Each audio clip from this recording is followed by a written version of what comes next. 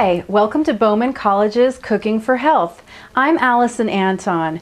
Bowman College is a school that offers nutrition and culinary arts training. We have 4 campuses. 3 are in California, in Berkeley, Santa Cruz, and Sonoma County, and we have a campus here in Boulder, Colorado. Thanks for joining us today.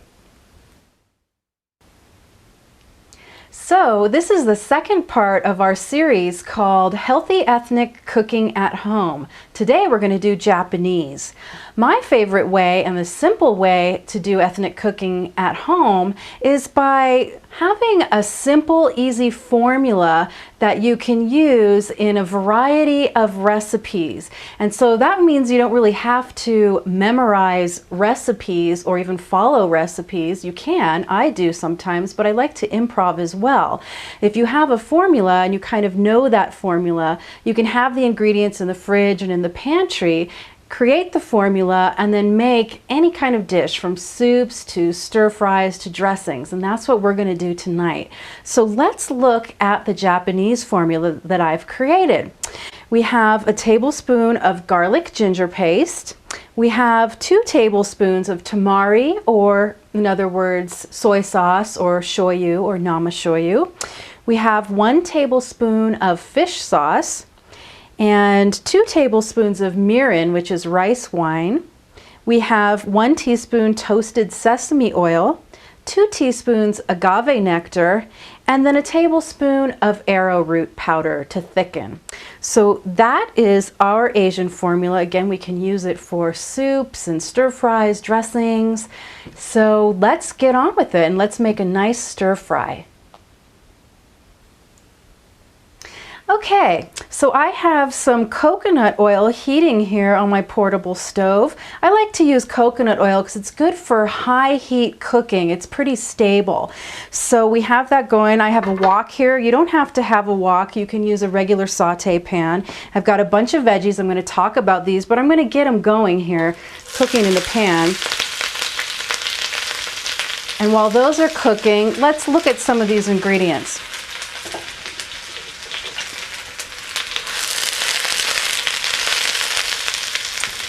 So we have baby bok choy. Bok choy is wonderful. It's a cruciferous vegetable, which means it's a cancer fighter and it wards off disease. It helps with the immune system. I recommend keeping bok choy and other cruciferous vegetables in the diet on a daily basis. Other cruciferous vegetables would be cabbage, kale, collard greens, things like that.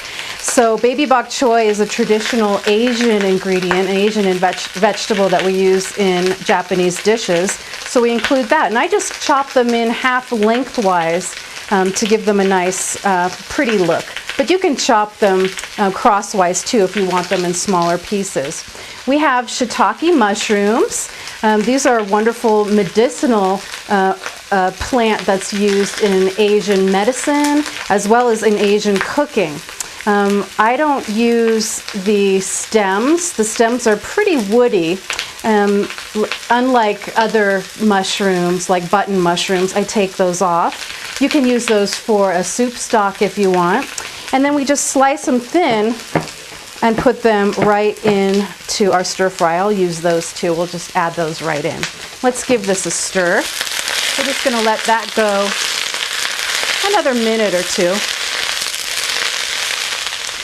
Shiitakes are excellent for antiviral, antibacterial, so use them whenever you can in your dishes. We also have green onions or scallions, and I like to chop these. I'll show you my favorite way of chopping them. It makes them really pretty. I use them for the garnish too. I just slice them on a diagonal or on the bias, especially these ends. It's a great way to use the green ends, because they just really hold up. They kind of give you these pretty elliptical circles here. Perfect for garnishes or for inside your stir fry. Okay, so the next ingredient we have, this is about done here. We don't want to overcook the food. You know, keeping the vegetables nice and crisp adds nutrition to the food and it gives it a nice crunch too.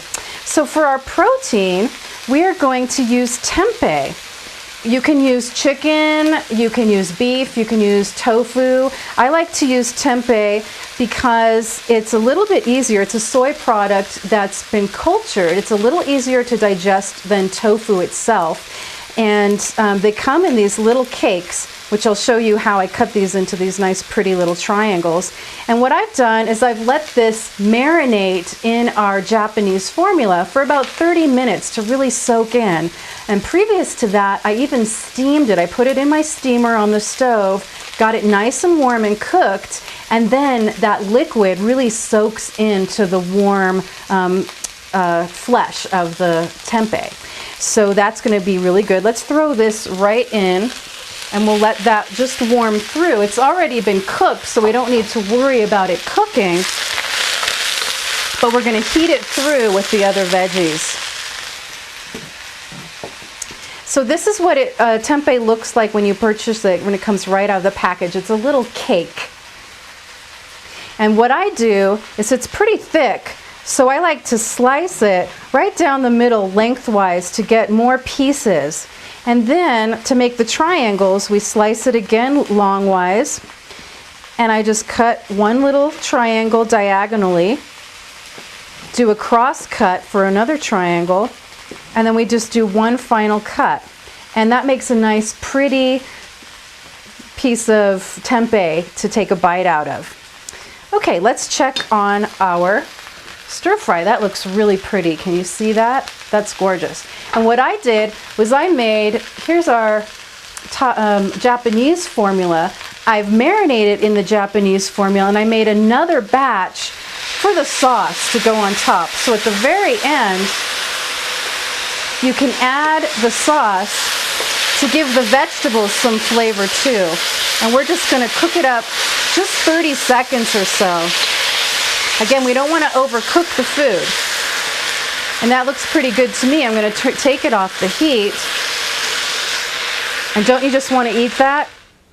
You can find all of these fabulous and easy Japanese recipes online at bowmancollege.org, or you can find them on my website, wholegourmet.com. You can also sign up for my natural cooking e-letter. You get healthy recipes, articles on health and nutrition, cooking video tips, and inspiration for all of you natural home chefs. I'm Allison Anton. Thanks for watching Bowman College Cooking for Health. See you next time.